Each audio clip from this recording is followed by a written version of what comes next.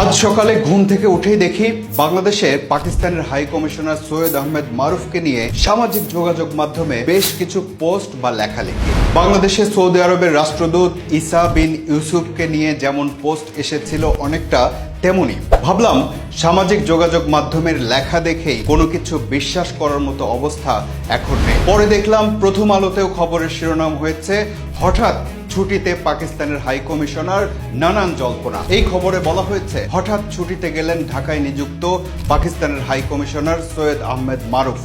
11 মে সকালে ইসলামাবাদের উদ্দেশ্যে ঢাকা ছেড়েছেন তিনি। এমনকি তার ছুটিতে যাওয়ার বিষয়টি নিয়ম অনুযায়ী বাংলাদেশের পররাষ্ট্র মন্ত্রণালয়কে জানানো হয়েছে। বোঝা যাচ্ছে সব নিয়ম মেনেই ছুটিতে গেছেন তিনি। তাহলে প্রশ্ন হলো, তিনি কি ছুটিতেও যেতে পারবেন না? ছুটিতে গেলেও তা নিয়ে প্রশ্ন উঠবে। খবরে আরো বলা হয়েছে 5 আগস্টের পর ঢাকা ইসলামাবাদ সম্পর্কে গতি আনতে অত্যন্ত সক্রিয় ভূমিকা রেখেছেন সৈয়দ মারুফ। বলা হয়েছে অতি সক্রিয় এই কূটনীতিকের হঠাৎ ছুটিতে যাওয়া নিয়ে রহস্য তৈরি হয়েছে।